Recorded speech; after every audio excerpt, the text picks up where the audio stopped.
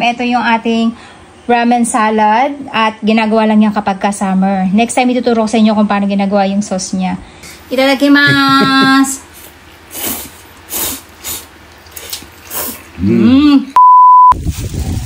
Meron tayo dito 3 malalaki guys. Ayan, hindi natin yung hina-harvest. Kasi ang habol natin dyan ay yung buto niya.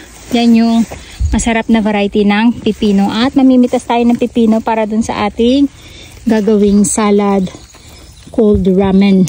Ayan. Okay. Yan lang ang saktong size na masarap sa pipino guys. Wala pang buto. Sensya na kayo guys. Nihingal lola niya sobrang init. So wala tayong dalang malamig na tubig. Eto, lalaki pa ito bukas actually. Pero masarap na ito pang pickle. Yung size na to guys. Ayan. Ito pang pickle natin to.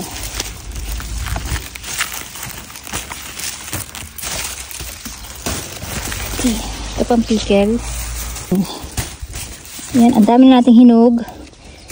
Ang kukunin lang natin yung pulang-pula guys. Kasi yan yung masarap na kamatis. So makikita nyo yung iba dilaw pa. Hindi pa natin pipitasin yan. Ang pipitasin lang natin ay yung ating orange na mismo.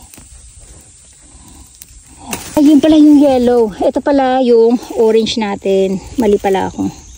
So yellow pala yun guys. Ito pala yung ating yellow eye ko. Wala na yung strawberry natin. Ayun o. Natitigi na sobrang init.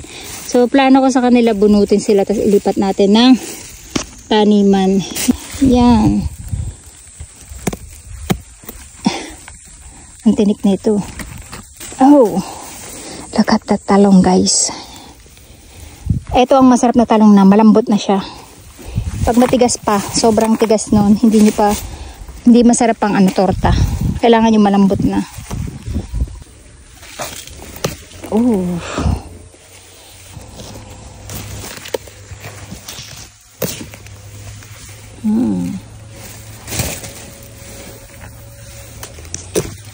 Okay.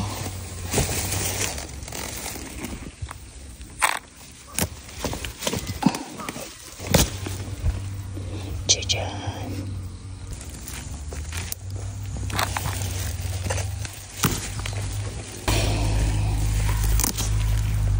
Ito matigas pa. Ito matigas pa. Tapos syempre hindi din mawala guys, kukuha rin tayo ng shishito. Ito yung sili ng mga Hapon na hindi masyadong maanghang. At first time ko lang itong gagawin na mag-add ako nito kasi guys favorite ko talaga itong sili na to dahil hindi maanghang pero yung aroma niya. Tapos pagdating sa bahay syempre ayan, hinugasan muna natin lahat ng ating gulay para dire-diretso na lang yung ating paghihiwa. Tapos natitinin natin yung mga payat natin na gagamitin natin sa ating gagawing pickled and then yung mataba naman ang gagamitin natin dun sa ating salad. Alam ko yung iba sa inyo ay napanood na to pero uulitin ko ulit. Ito yung pickled na ginagamitan ko ng tsuyu. Tapos maglalagay lang tayo. This time guys maglalagay ako ng sesame oil kasi mas masarap talaga guys kapag kami sesame oil. Iba yung aroma niya. Tapos ang gagawin ko lang dito, hindi ko na siya babalatan guys kasi ang mga pipino dito sa Japan ay maninipis lang ang balat at masarap. Ayan guys, ganun lang kasimple yung paggawa niya sa kanya at pwede nyo na siyang kainin. Lagyan nyo lang ng yelo dahil medyo maalat nga yung ating tsuyu para malamig nyo na rin siya makakain. Tapos ayan guys, set aside lang natin at ang susunod naman natin ay yung paggawa ng ating salad ramen. Ang gagawin na muna natin ay magpiprito muna tayo ng itlog. Dito dapat guys, ang pagkaprito ng itlog ay mix na mix at medyo manipis ang pagkakaluto nyo. Ito nga lang ay sayang at hindi ko siya talaga na kuha ng buo kasi masarap hiwain to kapag talagang buong-buo natin siya nakuha dahil mas magiging pantay-pantay yung ating paghiwa sa kanya. Mamaya na ipapakita ko sa inyo. So ipapalamigin muna natin para mahawakan natin paghiwa natin. And then isunod natin yung ating salad na talong muna bago natin gawin yung ating salad ramen kasi para lumamig na muna yung ating talong.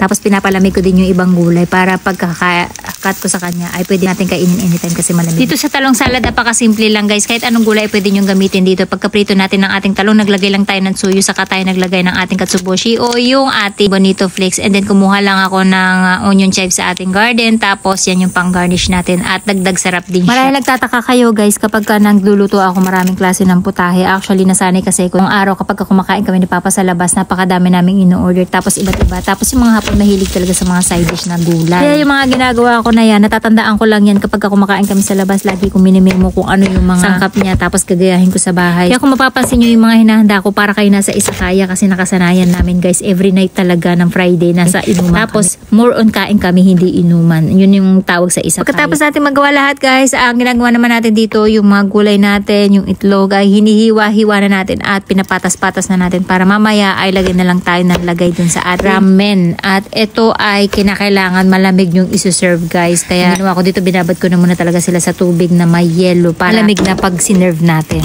So, ito yung gagamitin natin guys, yung ating Sapporo Hiya Stew Men. Ito instant na to guys. Next time ituturo ko sa inyo kung paano yung ginagawa ng sauce niya. Dahil konti lang to guys na luglog. As in, konting init lang.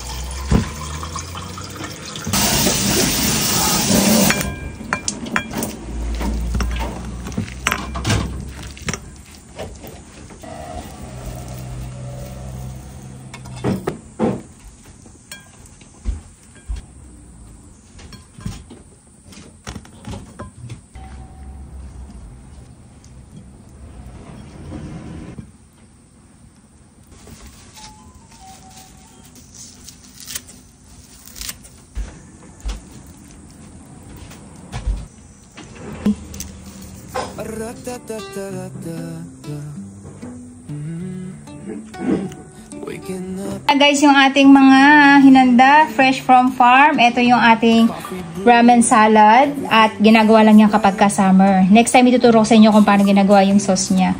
Tapos ito naman yung ating syempre all time favorite ng mga anak ko, yung ating pipino pickled na instant, kakainin nyo na lang kaagad. Tapos ito naman yung ating talong salad. At let's eat. Ito naman yung ginawa ni Papa, perilla leaves yan na ginawa niyang tsikomono or side dish.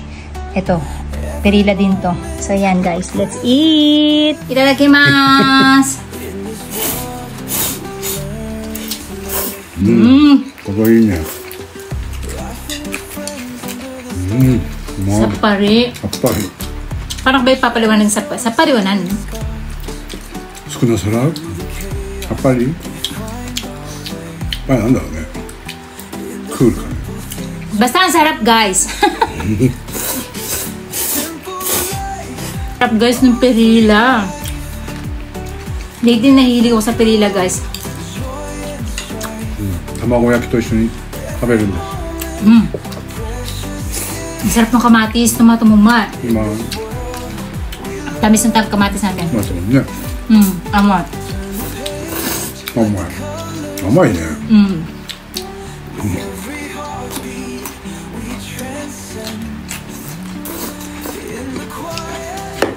これヘルシーだね。うまいな。甘いよね。Amay na. Amay. Yung ano natin talong matamis. Kasi yung talong dito, alam nyo, manamis-namis. Ewan ko lang nga yung iba. Pero ako guys, yung gawa kong talong, ang tamis. Ewan ko kung bakit. Hindi naman siya sobrang tamis. Pag nilasahan nyo siya, manamis-namis. Ne, nandun na, suga amay yun. Yun yung... Paper mo ko na yun. Harap. Tinatanong ni Papa bakit sa Pilipinas daw ba hindi daw matamis ang talong. Sabi ko hindi. Dito lang sa Japan guys, ang mga gulay ang tatamis. Sarap nito. Amay. Ima. Sarap ng talong natin guys. Malaman siya. Ima. Ito masarap yung ginawa ni Papa. Perilla na side dish. Kaya alam masarap siya sa kanin. Kasi ano maalat. Tapos titikman din natin dito. Yan.